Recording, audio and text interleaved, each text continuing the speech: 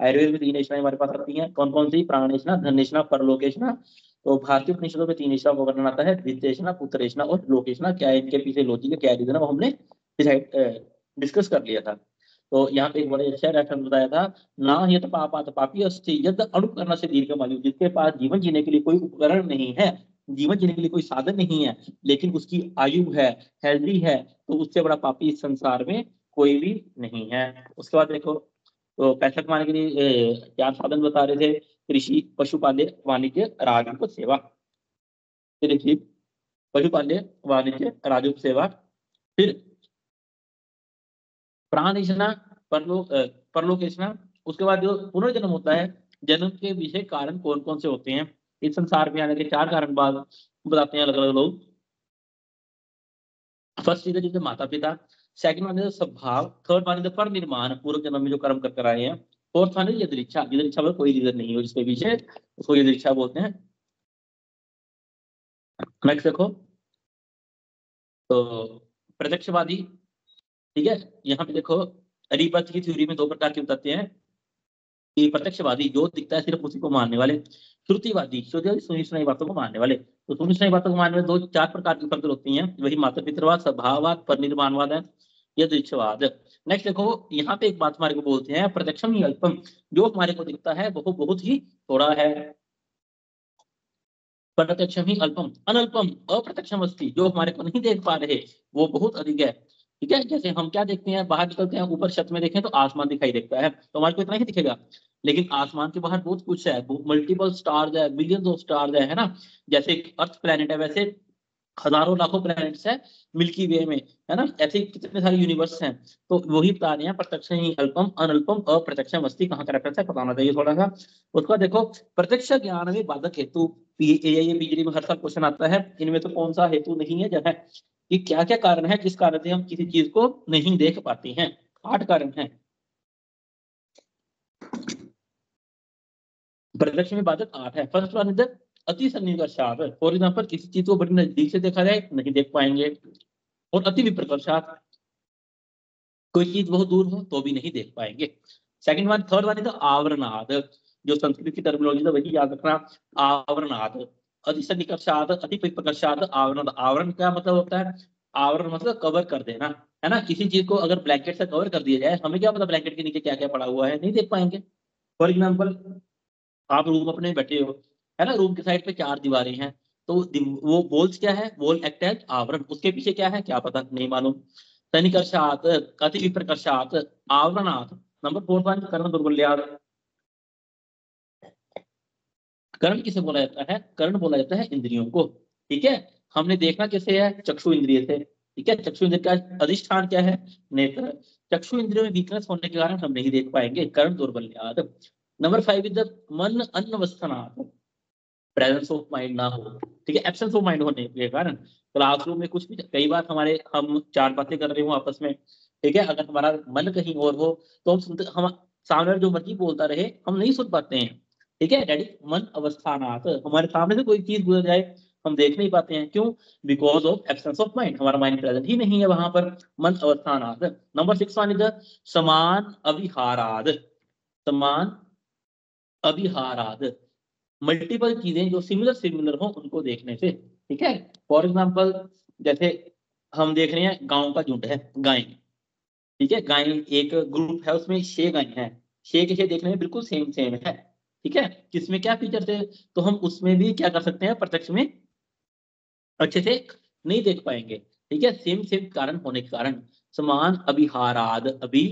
फिर next one is भावाद अति सूक्ष्म्यात। ठीक है, नंबर 6 वन इज अति सूक्ष्म, ऐसी चीजें जो हम अपनी नेकड आई से नहीं देख पाते, अति सूक्ष्म्यात। 8 प्रत्यक्ष के कारण हैं। 2021 में क्वेश्चन आया था, 19 में भी आया था, 22 में भी आया था, 23 में भी आया था, इनमें से कौन सा कारण नहीं है, या फिर 4 ऑप्शन होते हैं, इनमें से कौन सा कारण है? अति सन्निकर्षात, अति विप्रकर्षात, आवरणात्, करण दौर्बल्यात्, मन अन्नवस्थानात्, समान अभिहाराद। ठीक है, एंड समान अभिहाराद अभिभव, अभिभव एक मिस हो गया मेरे से, अभिभव, अभिभव, अभिभव इज नंबर 7 एंड नंबर 8 अति सूक्ष्म। अभिभव का क्या मतलब होता है? अभिभव का मतलब होता है कि सम ऑफ द टाइम किसी चीज की प्रेजेंस के कारण हम किसी चीज को नहीं देख पाते। फॉर एग्जाम्पल, जो आसमान में स्टार है, लेकिन स्टार सिर्फ रात को ही चमकते हैं, दिन में नहीं चमक पाते। क्यों? दिन के समय सनलाइट इतनी तेज होती है कि वो हम उनको देख ही नहीं पाते हैं। दैट इज अविभव। एक चीज का दूसरी चीज के कारण नहीं दिखाई दे पाना, दैट इज अविभव। एंड नंबर 8 वन इज अति सूक्ष्म। इसी के साथ देखो, स्मृति के कारण भी 8 होते हैं, शरीर सामने पढ़ेंगे हम। स्मृति, स्मृतिकरण, स्मृति मतलब कुछ आप याद कर रहे हो, आपको याद आ रहा है ना? कैसे याद आ रहा है? 8 कारण है। हम पढ़ते हैं भूल जाते हैं, क्यों भूल जाते हैं? ठीक है, वो स्मृति कारण में पढ़ेंगे। स्मृति के कारण 8। इंद्रिय अर्थ सन्निकर्ष, ये 6 होते हैं। इंद्रिय अर्थ सन्निकर्ष 6 होते हैं। जैसे जैसे आएगा पढ़ते रहेंगे, लिखते जाओ।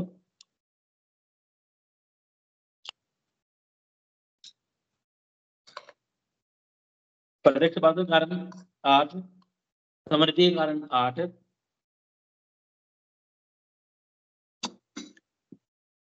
इंद्रिय अर्थ सन्निकर्ष 6। ठीक, कुछ नहीं पढ़ना है। नंबर आप देखो 12। ठीक है, हमने जन्म के बीच 4 कारण पढ़े थे। फर्स्ट वन इधर माता पिता, वो यहीं पे बताया हुआ है। ठीक है, नंबर सेकंड वन इधर स्वभाव। स्वभाव के लिए क्या कह रहे हैं कि विद्यात स्वाभाविकम क्षणानाम धातुनाम यत् स्वलक्षणम। जिस प्रकार पंच महाभूत और आत्मा के संयोग से, ठीक है, जन्म होता है, पुरुष का निर्माण होता है। संयोगे च विभाग जब तेषाम कर्मणे कारणम। और ये जो है पंच महाभूत और आत्मा, इन दोनों के संयोग में और वियोग में कारण क्या है? कर्म कारण बता रहे हैं। हम जैसा कर्म करेंगे, ठीक है, जैसा हम कर्म करते हैं, ठीक है, उसी अकॉर्डिंग हमारे को जन्म मिलेगा। उसी अकॉर्डिंग कौन सी योनि में जाएंगे, दैट इज अकॉर्डिंग फॉर स्वभाव। नेक्स्ट देखो,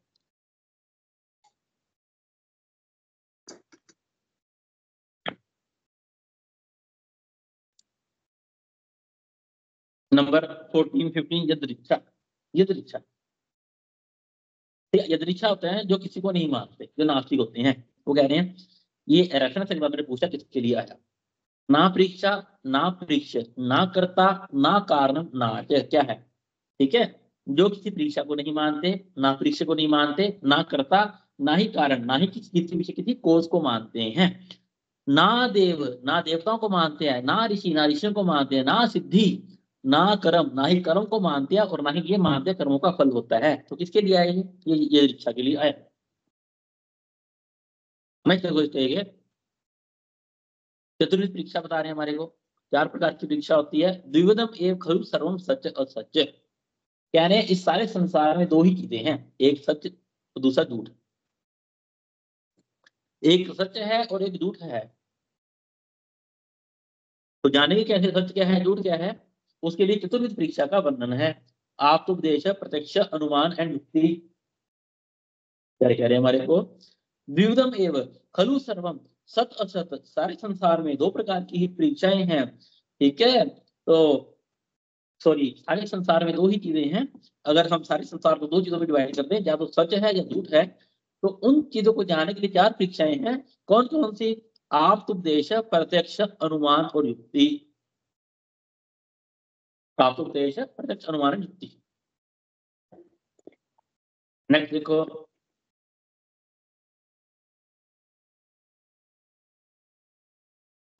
अब 18 19 आप तथा आत्मोपदेश क्या है? ठीक है, आपसे कहा जाता है पुरुष को। कौन सा पुरुष?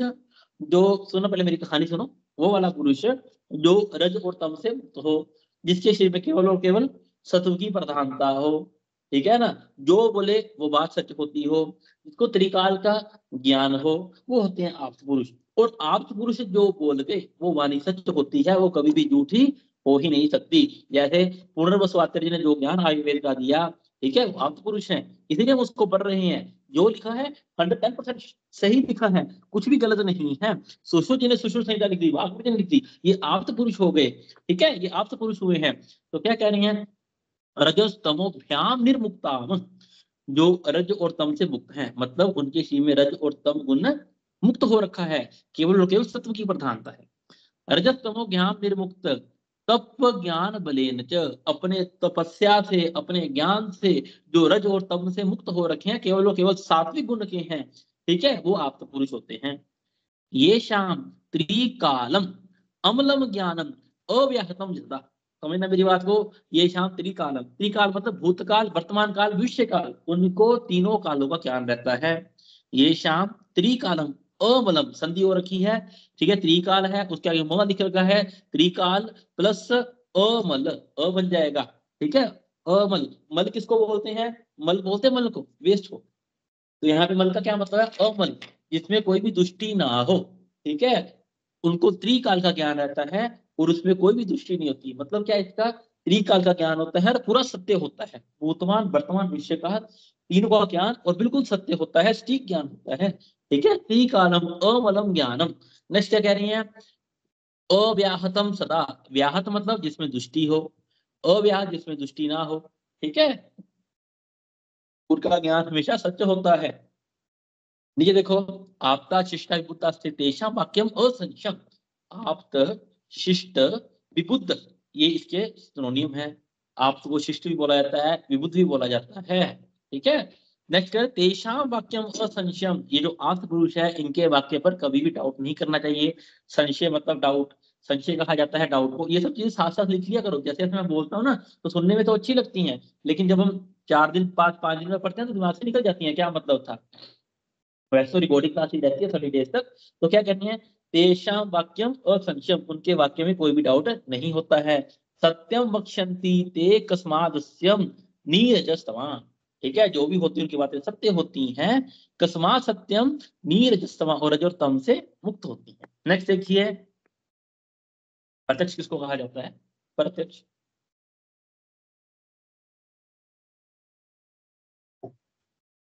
आत्मेन्द्रिय मनोर्थानां सन्निकर्षात् प्रवर्तते व्यक्तात् दात्वे या बुद्धि प्रत्यक्षम सानृत्यते। जैसे आप क्लास पढ़ रहे हो, सामने मोबाइल है, आप देख रहे हो, है ना। आत्मा, इंद्रिय और मन के सन्निकर्ष और अर्थ के सन्निकर्ष से, आत्मा, इंद्रिय कौन सी हमारी? चक्षु इंद्रिय। मन, जब तक मन का संयोग नहीं होगा, मन की प्रेजेंस नहीं होगी, तो हम नहीं काम कर सकते। आत्म इंद्रिय मन अर्थाना सन्निकर्षात, आत्मा इंद्रिय मन और अर्थ इन सबका सन्निकर्ष होने से प्रवर्तते व्यक्तात् दात्वे, जो बुद्धि परिवर्तन होगी, जो बुद्धि व्यक्त होगी, उसी को प्रत्यक्ष बोला जाता है। मन की डायरेक्ट ऑब्जर्वेशन, जो देख रहे हैं वही है। तो मैंने क्या बोला आपको? इंद्रिय सन्निकर्ष 6 प्रकार के, ठीक है। कान से सुनना प्रत्यक्ष है, नाक से स्मेल करना प्रत्यक्ष है, आंखों से देखना प्रत्यक्ष है। यहाँ पे प्रत्यक्ष सिर्फ आंखों की बात नहीं हो रही, ठीक है। कुछ फील करना स्पर्शन इंद्रिय के द्वारा, दैट इज ऑल्सो प्रत्यक्ष। तो इंद्रिय प्रत्यक्ष 6 प्रकार का पदार्थ विज्ञान में पढ़ेंगे हम, लेकिन अभी ही पढ़ लेंगे पदार्थ विज्ञान जब जाएंगे तो तब रिवाइज करेंगे। इंद्रिय प्रत्यक्ष 6 प्रकार का होता है, इंद्रिय से सन्निकर्ष, ठीक है। हमने प्रत्यक्ष की डेफिनेशन पढ़ी, आत्म इंद्रिय मनोरथानाम सन्निकर्षात् प्रवर्तते, तो इंद्रिय से सन्निकर्ष 6 प्रकार का।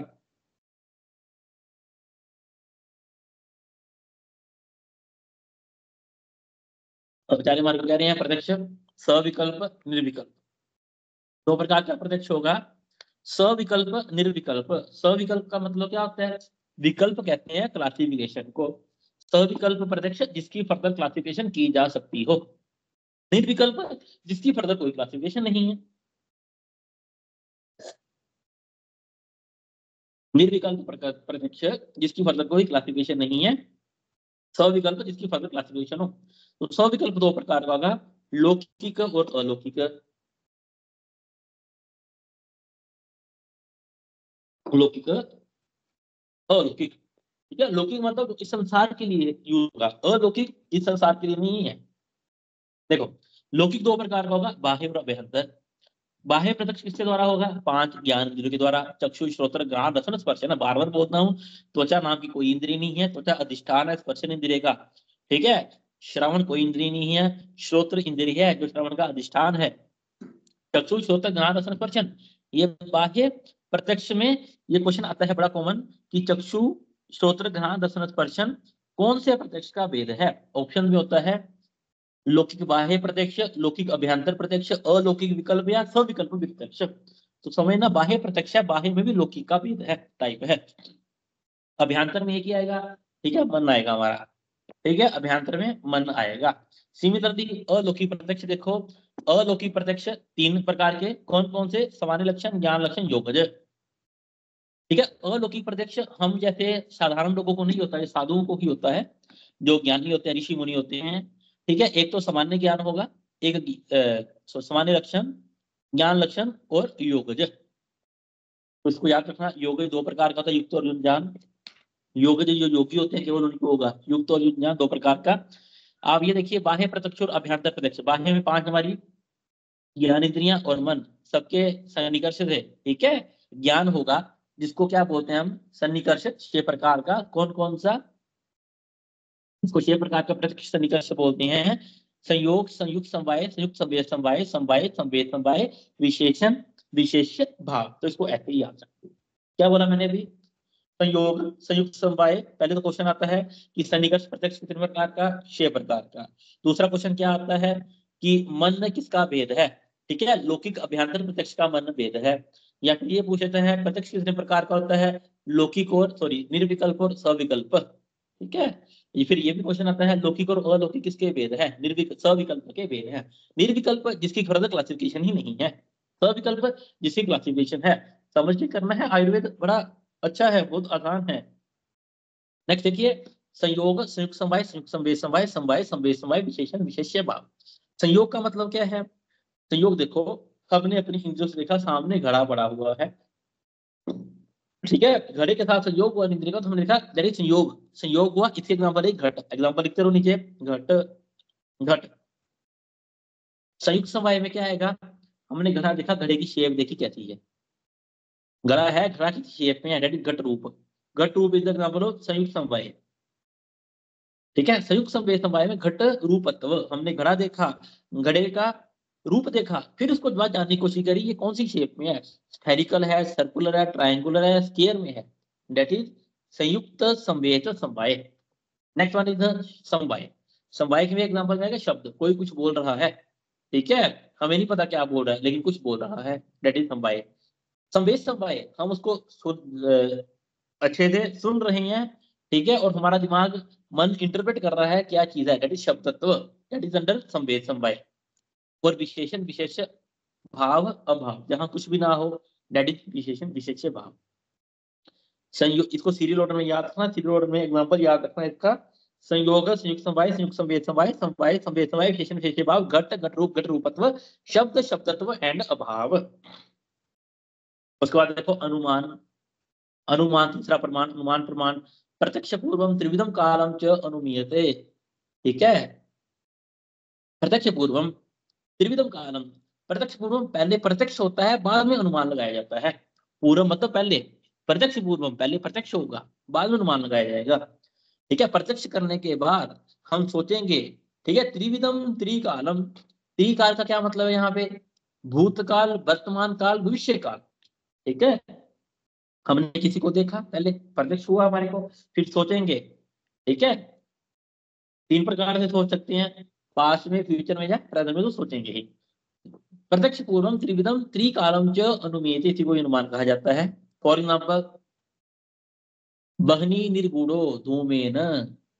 ठीक है, वहनी निर्गुणो धूमेन, तो धुएं को देखा हमें।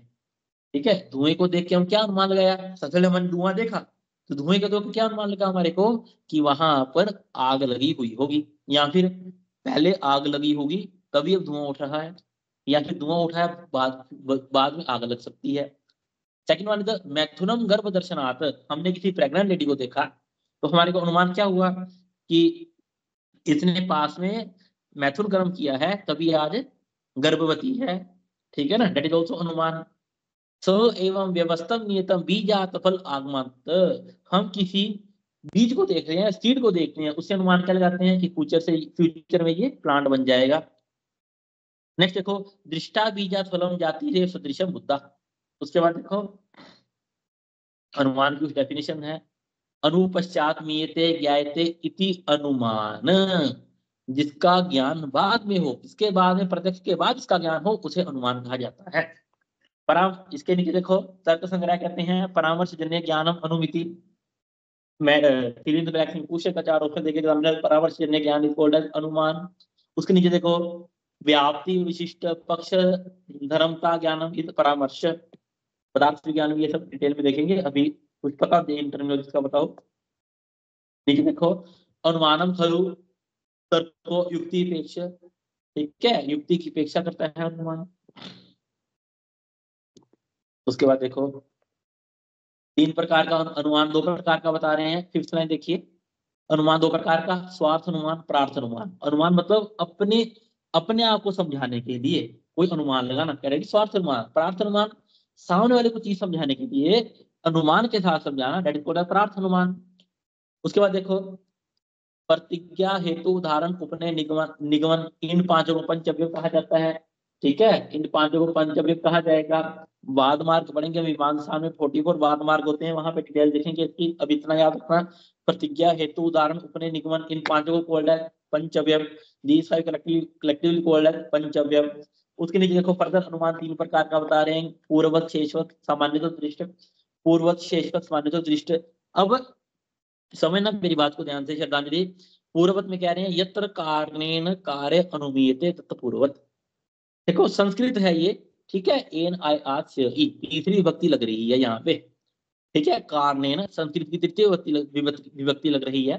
यत्र कारणे, ठीक है, एन का मतलब होता है से द्वारा, कारण के द्वारा कार्य अनुमीयते, कारण के द्वारा कार्य को जानना। क्या समझ आ रहा है इससे आपको? कारण मतलब कोज, कार्य मतलब इफेक्ट। तो क्या समझ आ रहा है? ये प्रेजेंट है, फ्यूचर है, पास्ट है। वो कह रहा है कोज से हम इफेक्ट को जानेंगे। तो क्या समझ आता है बताइए?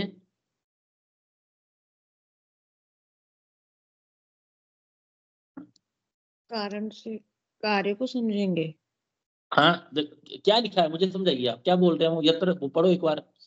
यत्र कारणेन कार्यम अनुमीयते तत्पूर्ववत्। हाँ, पूर्ववत किसे कहा जाते हैं? कारणेन कार्य, मतलब क्या हुआ इसका? पहले मुझे समझाओ। कारण के द्वारा कार्य का पता लग रहा है। हाँ, कारण के द्वारा कार्य का पता लगेगा। तो कारण किसको बोलते हैं? कोज को। कोज से होने वाले इफेक्ट का पता लग रहा है। तो पूर्ववत किसे बोलेंगे हम? फ्यूचर को, प्रेजेंट को, पास्ट को? फ्यूचर को। हाँ, फ्यूचर को बोलेंगे। Very good.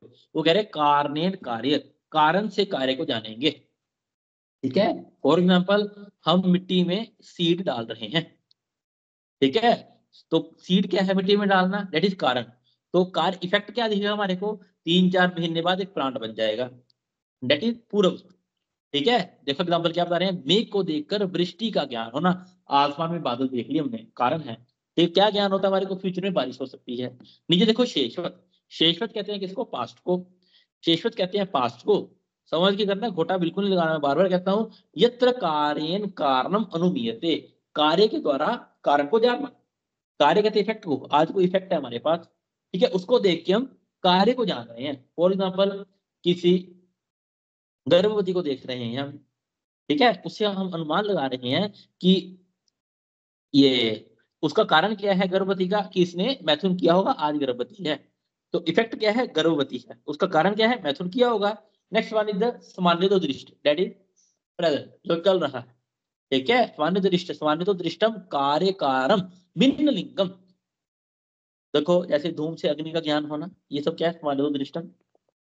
उसके बाद देखो युक्ति, युक्ति युक्ति प्रमाण केवल और केवल चारे चरक की अग्निवेश तंत्र की स्पेशलिटी है। तो सेकंड चैप्टर में हमने युक्ति प्रमाण पढ़ा था। युक्ति त्रिकाला गया, त्रिवत साध्यते गया। देखो यहाँ पे क्या कह रहे हैं युक्ति के लिए, कर्षण बीज संयोगात सत्य संभव।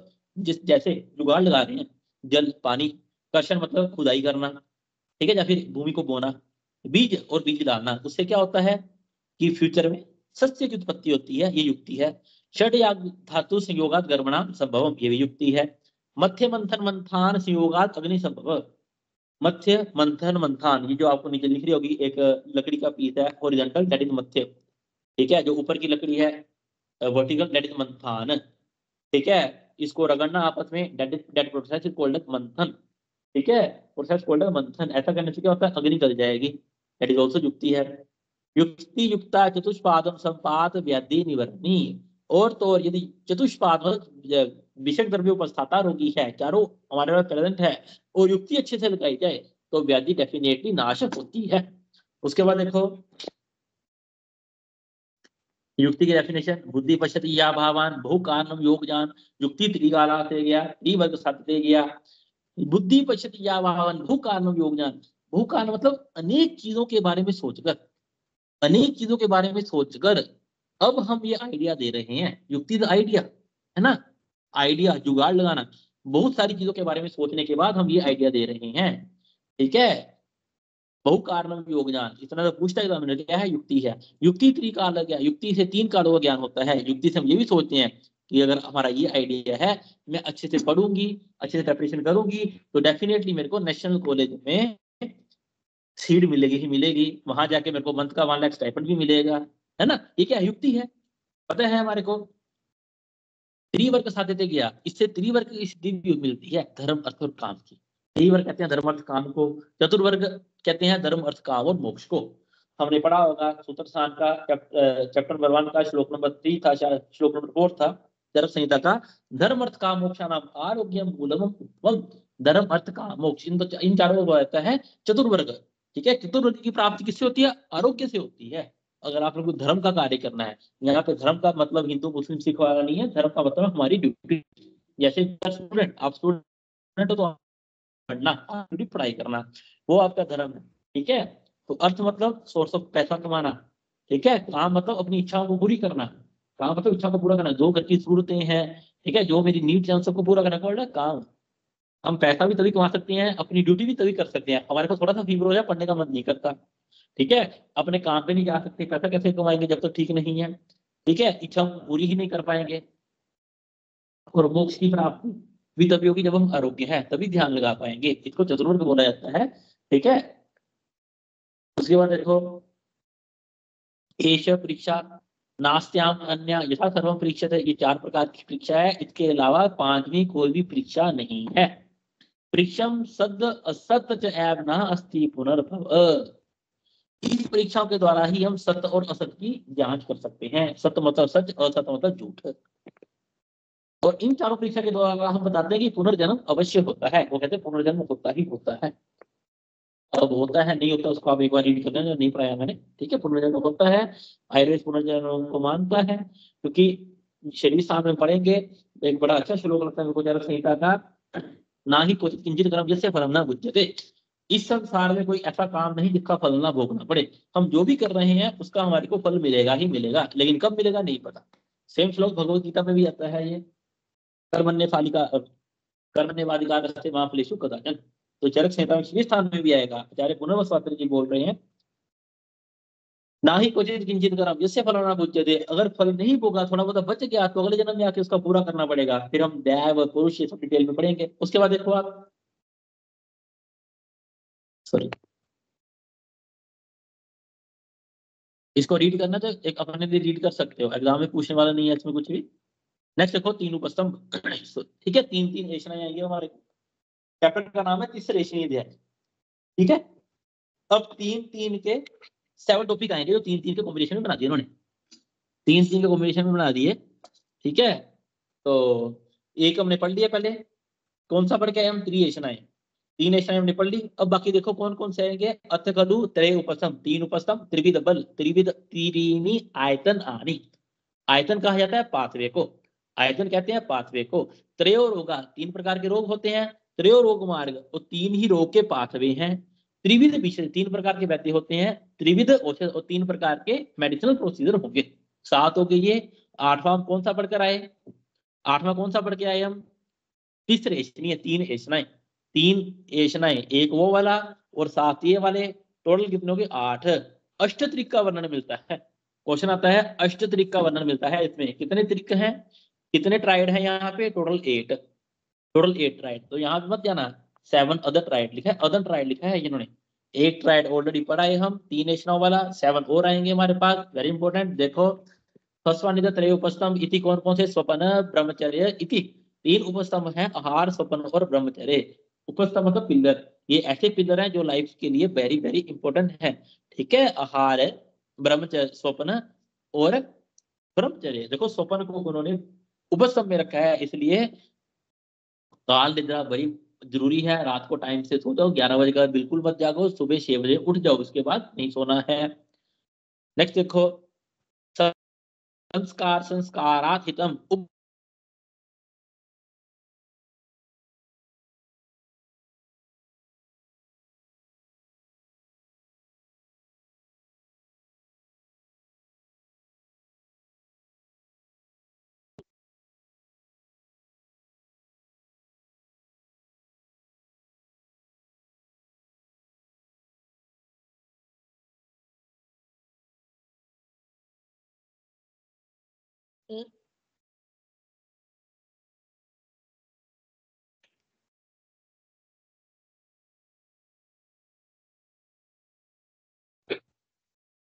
हेलो, हाँ जी सर। स्क्रीन शेयर ऑफ हो गया क्या?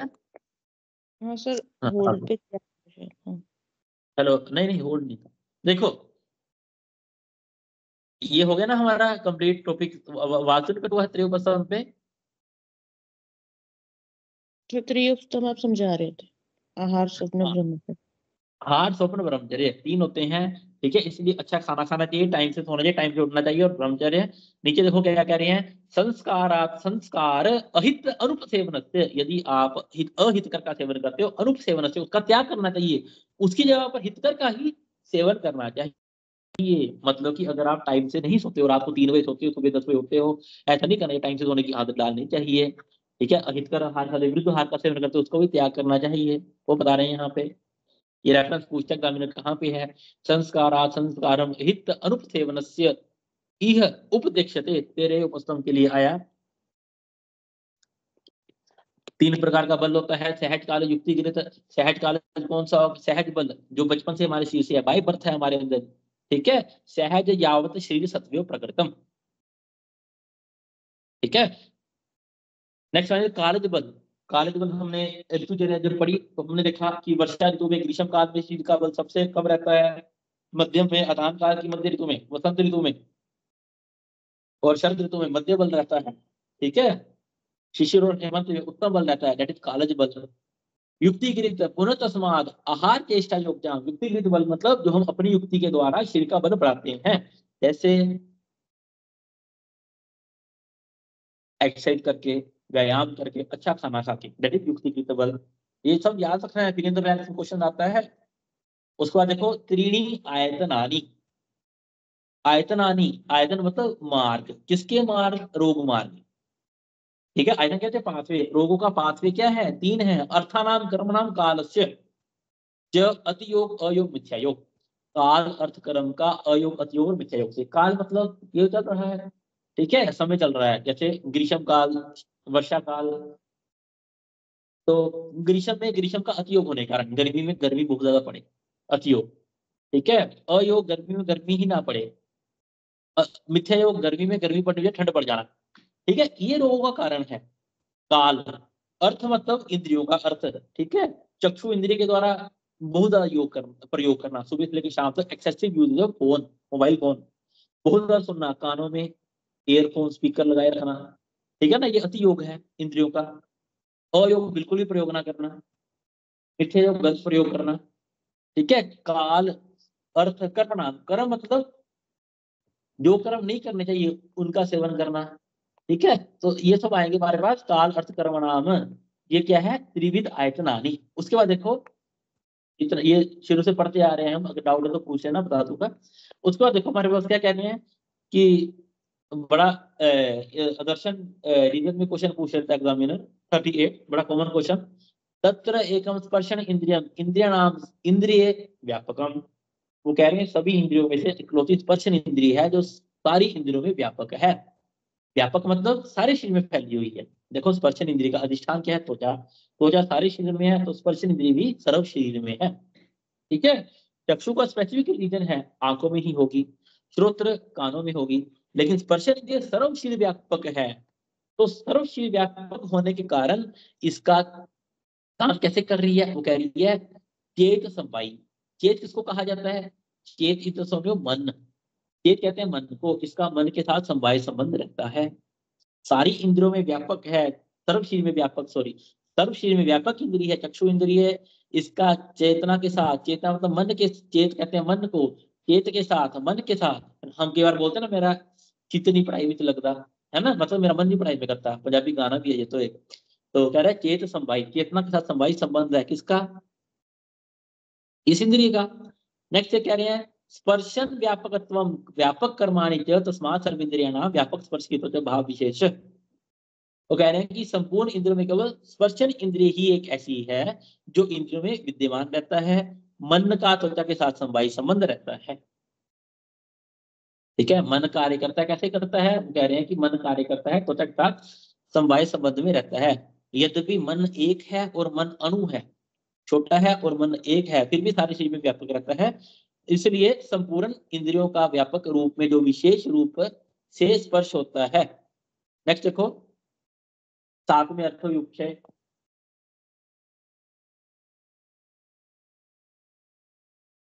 प्रज्ञाप्राग 41 इति त्रिविध विकल्पम त्रिविधम एव कर्म प्रज्ञाप्राग इति। प्रज्ञाप्राग की डेफिनेशन होती है धी धृति स्मृति विभ्रंश को प्रज्ञाप्राग बोलते हैं, हम शरीर स्थान में पढ़ेंगे। ठीक है, प्रज्ञाप्राग में गलत काम करना, जो नहीं करना चाहिए वो कर रहे हैं हम। ठीक है, तो त्रिविध का क्या मतलब है, त्रिविध का यहाँ पे मतलब है काल अर्थ कर्म। ठीक है, काल अर्थ कर्म, विकल्प मतलब अयोग अतियोग मिथ्या योग। ठीक है, काल अर्थ कर्म, इन तीनों का अयोग अतियोग मिथ्या योग, त्रिविध विकल्पम। किस किस का, त्रिविधम एव कर्म, वाचिक कर्म मानसिक कर्म और शारीरिक कर्म।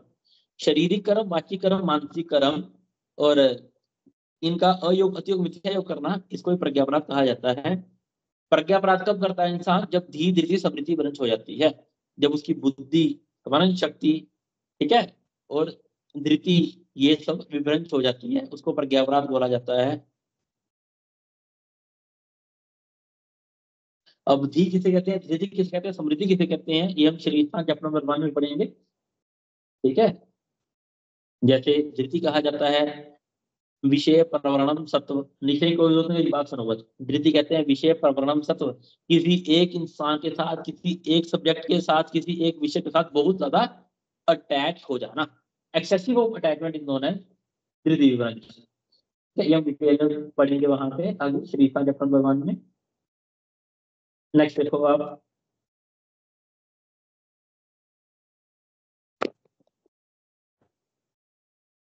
फिर रोग और आरोग्य का कारण भी यही है, असात्मय इंद्रिय संयोग, प्रज्ञापराग और परिणाम। ठीक है, इन तीनों का अयोग अतियोग मिथ्या योग होना ये रोगों का कारण है, समयोग होना आरोग्य का कारण है। क्वेश्चन आता है कि रोग उत्पत्ति के कितने कारण, 3। ठीक है, आरोग्य का कारण 1। कभी कभी ऐसा भी मैंने पूछता है रोग और आरोग्य के कितने कारण है, 3 + 1 = 4। उसके बाद देखो चारों प्रमाण में से, ठीक है, आत्मोपदेश प्रत्यक्ष अनुमान युक्ति, चारों में से युक्ति ही है जो सर्वोपरि है। नेक्स्ट देखो त्रिविध रोग, 3 प्रकार के रोग होते हैं, कौन कौन से, त्रयो रोगा इति निज अगंतुज और मानस। निज रोग, अगंतुज रोग, मानसिक रोग। निज रोग कौन से होते हैं, शरीर दोष समुत्थ। ठीक है, निज रोग शारीरिक दोषों से उत्पन्न होने वाले निज रोग होते हैं। ठीक है, अगंतु कौन से होते हैं, अगंतु भूत विश्व वायु अग्नि संप्रहार आदि समुत्थ। भूत मतलब due to virus bacteria microorganism, विश्व एक्सटर्नल फैक्टर से, वायु ठंड लग जाने से, अग्नि से जल जाने से, ये सब एक्सटर्नल चीजें हैं, इनसे हो जाए तो अगंतुज रोगों पे मानसिक मानसिक रोग। ठीक है, मानस में आएंगे। मानसिक रोग का कारण क्या है, बड़ा अच्छा बता रहे हैं, देखो निदान मानसिक रोग का, मानस रोग का निदान बता रहे हैं। याद रखना, पुनर इष्टस्य लाभ अनिष्टस्य अलाभ। ठीक है, मैं पढ़ देता हूँ क्या लिखा हुआ है। पुनर इष्टस्य लाभ, लाभात अनिष्टस्य, मैं जो चाहता था या मैं जो चाहती थी, ठीक है, मैं जो चाहता हूं वो मेरे साथ नहीं हो पा रहा। इष्टस्य अलाभ, जो मेरी इच्छा है वो पूरी नहीं हो पा रही। लाभात अनिष्टस्य, और जो मैंने कभी सोचा ही नहीं था मेरे साथ वो हो रहा हो। दिस इज द कारण ऑफ मानस रोग। कितनी अच्छी बात बता रहे हैं, सिंगल एक वर्ड में मानस रोग का कारण बता दिया उन्होंने, इष्टस्य लाभात। ठीक है, लाभात अनिष्टस्य सब जाएंगे, जो हम चाहते हैं हमारे साथ वो नहीं हो रहा, जो हम नहीं चाहते हमारे साथ सिर्फ वही होता हो, that is the cause of मानस रोग। ठीक है, मानस रोग की चिकित्सा देखो क्या है, धर्म अर्थ कामानाम हितानाम उपसेवनात्, धर्म अर्थ और काम इन सब का जो हितकर हो उसी का ही सेवन करना चाहिए। नेक्स्ट देखिए, मानसम प्रतिविषज्यम त्रिविध मानसम प्रतिविषज्यम त्रिवर्गस्य अन्वेक्षणम तद्विध सेवा विज्ञानम आत्मादिनाम तो सर्वश। मानस रोग उत्पन्न हो जाने पर धर्म अर्थ काम इन तीनों का विचार पूर्वक पालन करना चाहिए। धर्म मतलब अपनी ड्यूटीज है, ठीक है, तो वही करो जो हमारे लिए सही है, गलत मत करो।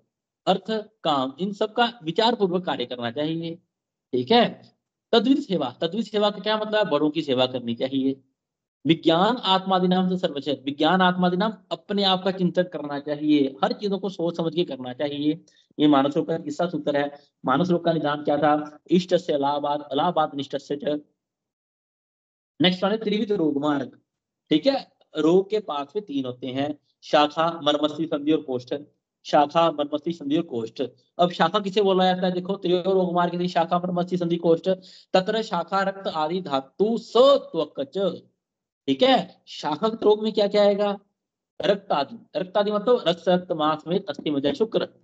ठीक है, अब आप बोलोगे रस लिखा है, रक्त आदि क्यों लिखा, रक्त मांस में अस्थि मज्जा शुक्र। और त्वक त्वचा, त्वचा इज द अधिष्ठान ऑफ रस धातु। ठीक है, त्वचा में रस का अधिष्ठान रहेगा, इसे त्वचा लिख दिया उन्होंने।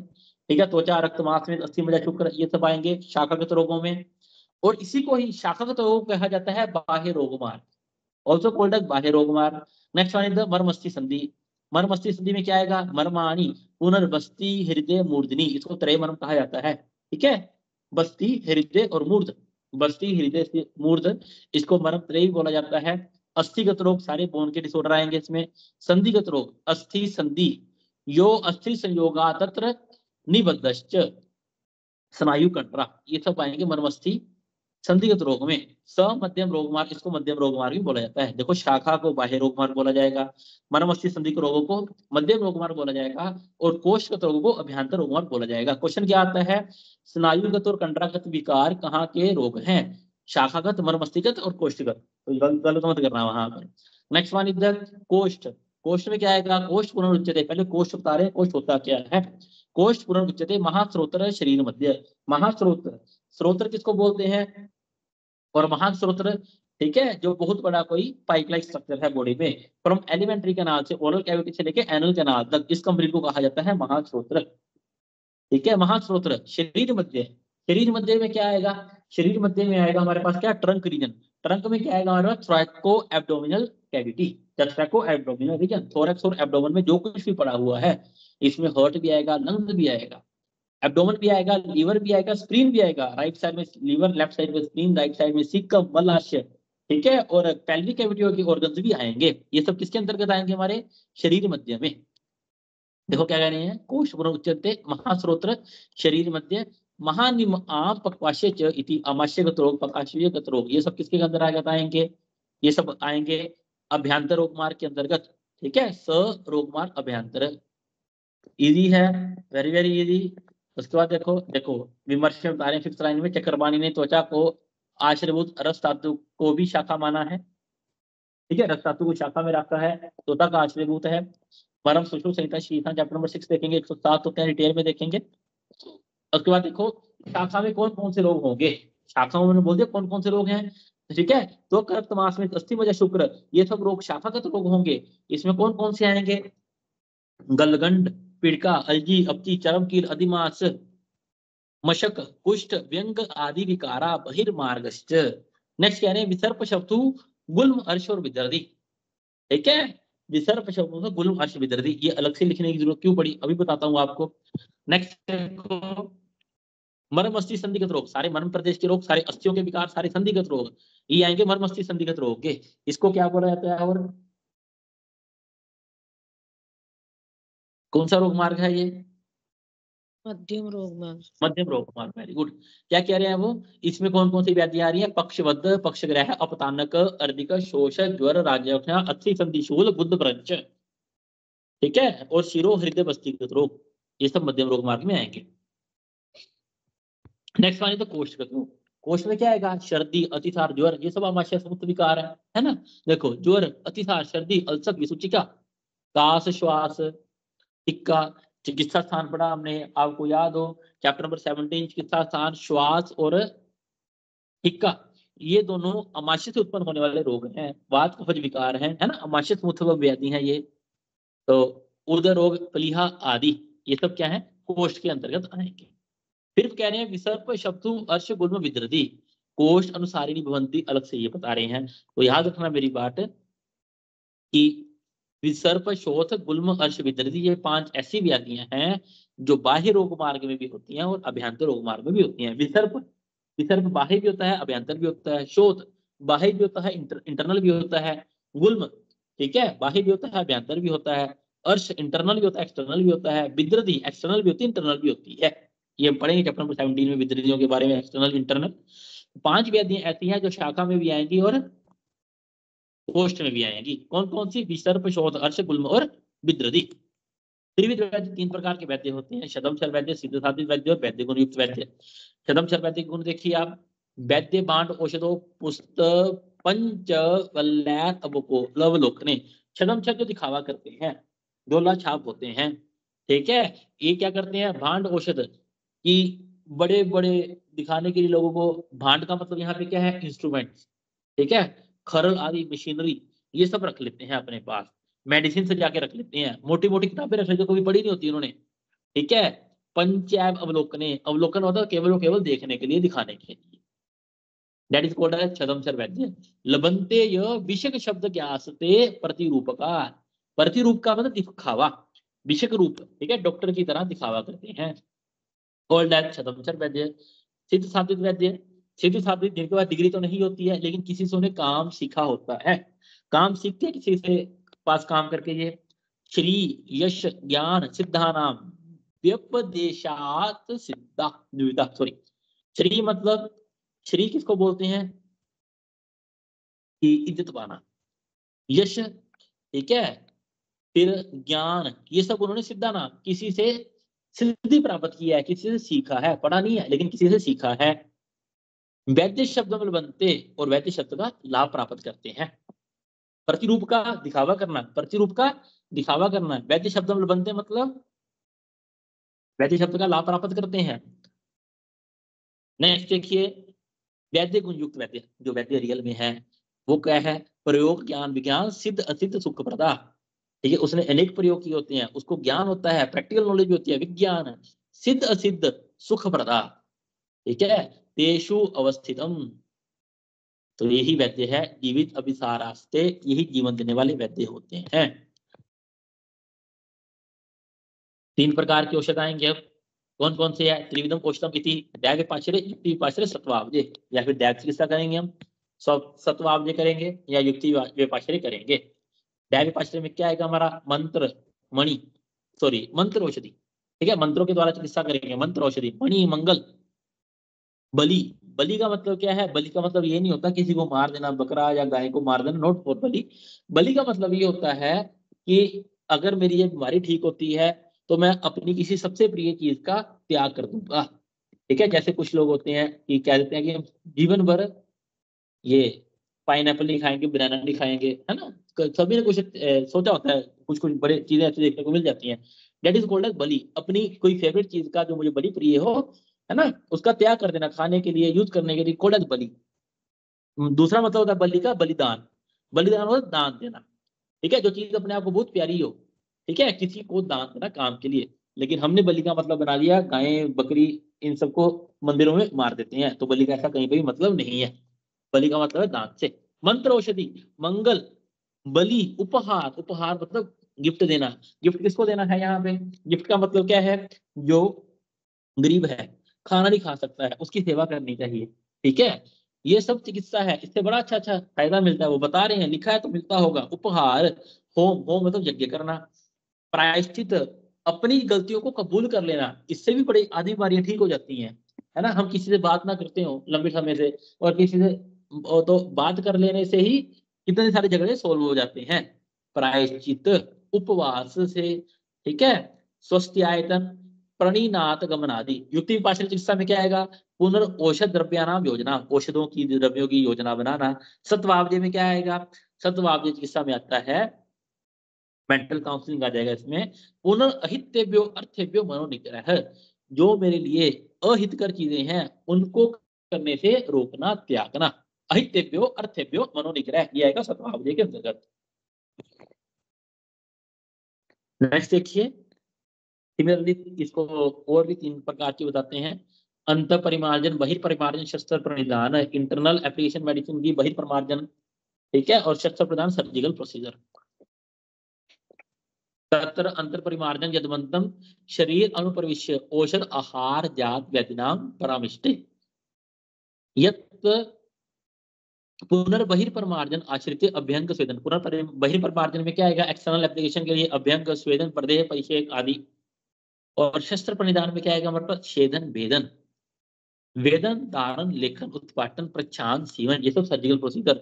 शार अग्नि जलोका इंपॉर्टेंट है, एग्जामिनर पूछता है शार अग्नि जलोका किसके अंतर्गत आएगा? अंतर परिमार्जन, बहिर्परिमार्जन, शस्त्र परिधान, शस्त्र परिधान के अंतर्गत। यहाँ पे चैप्टर कंप्लीट हुआ हमारा। अब यहाँ पे देखिए टोटल 8 तरीके पढ़े हमने, 3 एशनाएं पढ़ी, प्राणेशना, धनेशना, परलोकेशना। भेल ने क्या कहा? उपनिषदों में क्या मिलता है ना, हमने देखा सारा। उपसम 3 है, आहार, स्वप्न, ब्रह्मचर्य। 3 प्रकार के बल, सहज, काल, युक्तिकृत बल। आयतन 3 है, रोग के असाथ में जो प्रज्ञापराध और परिणाम। 3 प्रकार के रोग हैं, निज, अगंतुज और मानस।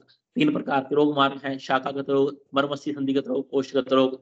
3 प्रकार के वैद्य हैं, कौन कौन से? शतमचर वैद्य, सिद्ध साधित वैद्य, जीवित अभिसर वैद्य।